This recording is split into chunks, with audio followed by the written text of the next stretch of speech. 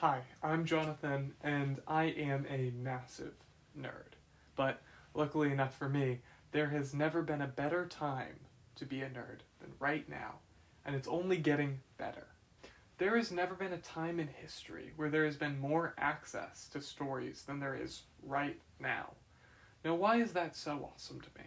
Well, before I answer that question, I want to tell you guys something. I am autistic. Now, what that means is a couple things, but firstly, that's in good taste. I am the autistic child who is at play. This is my domain, I'm 8 years old, I'm autistic, and you must be afraid. You simply must. Always remember that, and always be careful. But I'm not just autistic. I'm a late diagnosed autistic. What that means is that there were many years of my life where I was different, and I was able to realize that I was different from others, but I was not able to have an explanation for those differences. I had no idea why I couldn't see myself in other people. But luckily for me, I was always able to see myself in stories. The first example that I really had was Billy from Power Rangers, the first Blue Ranger. Now, he is very autistic coded, and I was able to, as a child, see him and not feel wrong. And then, later on, I watched more and more shows. I saw more and more characters that were like me, even if they were never fully intended to be. And you can say that this doesn't really matter, and you'd be partially right. I didn't really need this. I would have been able to survive without seeing myself in Power Rangers. And also, as a child, I didn't even really recognize what that was. I didn't recognize what was happening, and I didn't consciously see myself in Billy. I just liked him. Now that I'm 8, of course, I can recognize this thing because I'm a grown man. Because I'm 8. But that's not the point. The point is that even if I didn't realize it, even if it was somewhat inconsequential in the grand scheme of things, I was able to find something that mattered to me in a silly show like Power Rangers. This is the power that stories have. And this is the reason why I find the increased access to stories to be such a brilliantly amazing thing. Stories can connect to us. They can form a powerful, a deep connection with us, even if they're silly and unimportant. And I find that beautiful. Many of you know the feeling of sitting down to watch something or read something only to find yourself profoundly affected. And suddenly you're crying over a dog like you do in One Piece, or a dog like you do in Bluey, or heck, even a dog like you do in I Am Legend, the book, not the movie, because I am not a barbarian. Here's the point. I love stories, all different kinds of stories, in all different kinds of mediums, and I want to talk about them.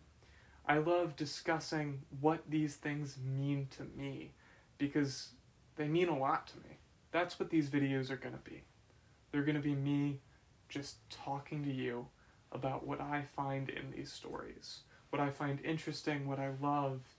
Mostly what I love. I'll be talking about some of the issues that I have with them, but I'd like to keep an overall positive view on things. I'll try to discuss themes and character development and arcs and all of that to the best of my ability. But really, I don't know what I'm talking about. I don't have any formal training in literature interpretation. I don't have a degree, I don't have anything. I just want to talk about stuff that I love. And I want to give you guys the opportunity to do the same. I'd love to hear in the comments about stories that particularly affect you. In the videos that I do, I'd love to hear about your interpretations of them. Because we all have different and unique experiences. My interpretation is informed by who I am and what I've been through, just as yours are. I'm autistic. I look through everything through the lens of a man who is autistic. You may look through a completely different lens when you see these stories, and I'd love to hear about that. But I'm not just autistic. I'm also Christian. And just as being autistic informs the way that I look at the world and the way that I interpret these stories, so does being Christian. Now, I understand that many of you may not want to hear me talk about my faith or talk about God, and that's okay. I understand. In the attempt to respect that, I will put the section where I talk about God at the end of my videos. That way you don't have to skip through it if you don't want to watch it. That way you don't have to sit through it if you don't want to watch it. After the rest of my analysis is done, then I'll talk about God. But I hope you understand that I can't simply not talk about God. God is such an important part of my life.